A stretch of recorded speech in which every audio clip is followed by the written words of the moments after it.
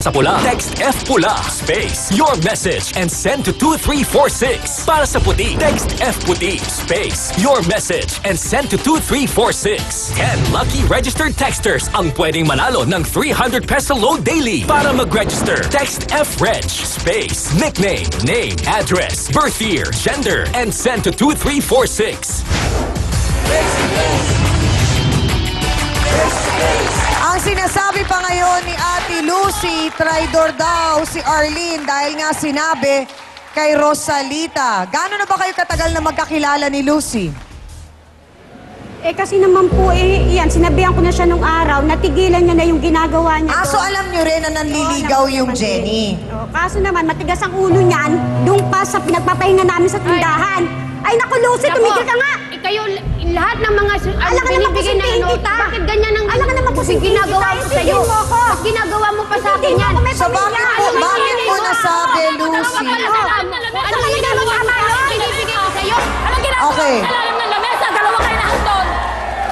So ang sinasabi mo, Lucy, si Arlene pa ang makapalang muka dahil tinutulungan mo siya kung anong hinihingi niya, binibigay mo. Wala So ang siya- kapalit nun, dapat hindi siya nagsabi kay Asawa niya, para Rosalita. walang gulo. Eh, paano kasi hindi na niya nagugustuhan siguro yung nakikita siya sa inyo, niya sa inyo ni Jenny. Ano ba ang ibig sabihin ng tunay na kaibigan para sa'yo?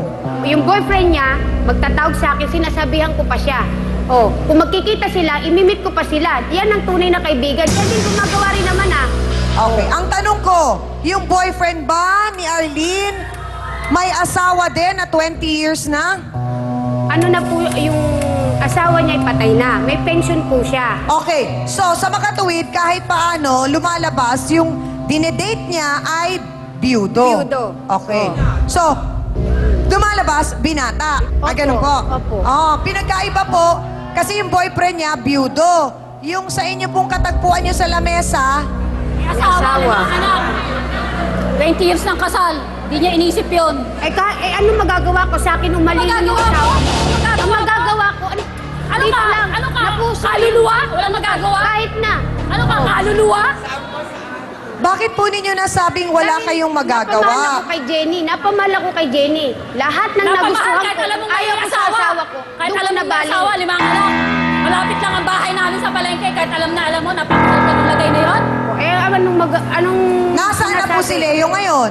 Nandito, nasa, nanay niya, umuwi.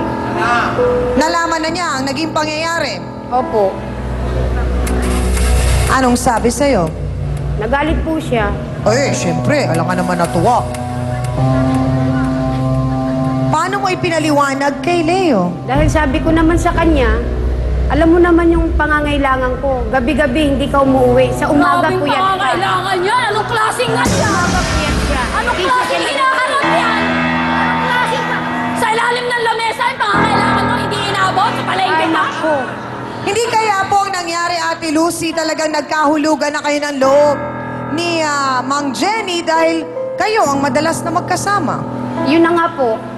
Nahulog ang loob ko sa asawa niya. Tsang mami yan. Kadevelopan Mabait. sila. Oo. Mabait Eh at pero malalahanin. pwede naman natin maiwasan yun eh. Pwede pong maiwasan. Bakit po nagkaganon? Hindi po ninyo pinanghawakan at inalala yung tagal ng pagsasama nyo ni Leo? Diba? Kasi ang alam ko nga, natutunan ko dito sa face-to-face, ang lalaki talagang gagawa at gagawa ng paraan na makalusot. Pero kung bibigay tayong mga babae, tayo ang talo. Dahil hindi niya napupunan na nang itong lumapit na sa akin si Jenny. Hindi niya na napupunan. Kaya siguro sa akin na humali. Natural, nasa bahay. Lagot! Mga kasawsawan sa Nasa bahay bahay! na ako. Sapat ba yung dinadahilan na yun ni Ate Lucy? Oh, narinig niyo ang tanong ni Chang, sapat ba na porke ikaw ay may pangangailangan, dead ba ka na sa ibang tao? Ate, Mga palusot mo. Hindi sapat na dahilan yun na may pangangailangan ka, alalahanin mo, may asawa yon, may asawa ka rin. Ano ba nararamdaman niya kung sakaling sa'yo gawin yon? O agawan ka kaya? so 1 point Hindi daw sapat ang pangangailangan. Kayo dyan, ikaw dito. Sige, tingnan ko. Kung hindi mo ako kalad ka rin din sa galit. Kanya, dahil yung bunganga niya, tignan nyo. Natural lang na magwala ako dahil sa ilalim ng lamesa! Sa ilalim ng lamesa! Sandali lang po, sandali lang. Sa ilalim ng lamesa! Ilalim- Siguro naman, Ate Lucy, nauunawaan nyo kung bakit gigil na gigil Bungangera! si Aling Rosalita. Attorney Acosta, dun po sa nangyaring huling-huli ni Ate Rosalita, itong si Mang Jenny na kanyang asawa, kasal po sila 20 years, kasama sa ilalim ng lamesa si Ate Lucy. Ano po ang pwedeng isampang kaso ni Aling Rosalita sa kanya pong mister at ganon din kay Aling Lucy? Meron pong batas na sinasabi ang ating revised penal code, yung pangangalo niya ng isang lalaking may asawa. Na kapag siya ay nakipagtalik sa isang babae na hindi niya asawa, sa isang iskandalosong lugar, ay maaaring siya ay kumakasuhan ng concubinage. Maging yung kanyang paramour o yung kanyang naging katalik na babae, tiyangami. Sa kalagayan ng isang lalaking napatunayang mga nangalon niya, ang ipapataw pong parusa ng batas ay mula 6 na taon na pagkabilanggo hanggang 6 na buwan na Nako! pagkabilanggo hanggang 2 taon na pagkabilanggo. Sa kalagayan ng babaeng kanyang kinatalik, tiyangami, iyon ay paalisin lamang sa isang lugar o lugar na itatakda ng hukuman, tiyangami. Salamat po, Attorney Acosta.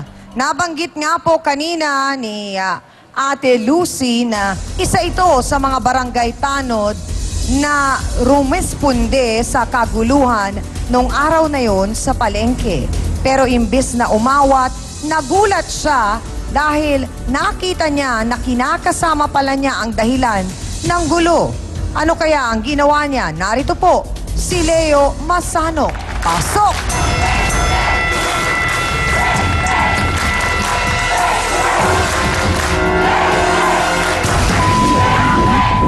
Sandali lang! Ay, Leo, lalaki ka! Walang nananakit na lalaki! Yan ang ayaw ko sa kanya, nananakit siya. Leo, anong ginawa mo nang malaman mo na si Lucy ang sangkot doon sa gulo sa palengke? Sasaktan ko po sana, kaya lang humarang po si Jenny. Si Jenny na lang po ang nasuntok ko. Masama din Hindi po mo sa ba akin. nakutuban na parang nanlalamig na si Lucy sa'yo? Hindi naman po. Wala naman po siyang sinasabi sa akin. Wala ka na daw oras sa kanya, yun ang sinasabing dahilan.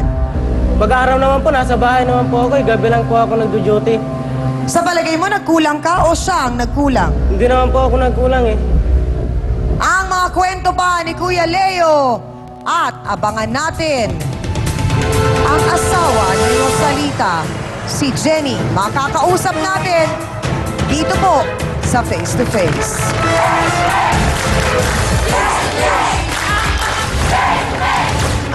Hindi ba kayo nagsa-something-something ni Lucy? Nagsa-something-something naman po eh. Miss Amy Perez would like to thank the following: Dr. Steve Mark Gan of GAOC Dental Clinic, Salon de Manila, Watercolors Makeup, Gloss Nails, Plains and Prints, Just Cavelli Eyewear. Hans Mortel would like to thank the following: Dr. Manny and Pai Calayan, Dr. Ariel Recto Dabalus, Necessity, Head, Foot and Body Spa, necessity for your body and soul. Fashion Exchange, fashionista ka na, negosyante ka pa. Face to Face would like to thank the following: AXN Time and Sports Shades, EC27 Guava Plus Organic Soup effectively controls 27 skin problems. F101, wear your needs. Home Appliances by Minami, galing ng quality. All water should be crystal clear. We always start your day with the new Lucida DS products. Fat Boys Pizza Pasta. Ito ang tunay na masarap. Select soy sauce. Kaya toyo pa lang, ulam na. Ito ang bilhin. Master Shomai. Sundance, your business in fashion.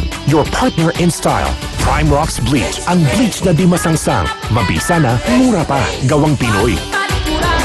Harapin mo, face to face! Don't go away, magbabalik ang Face to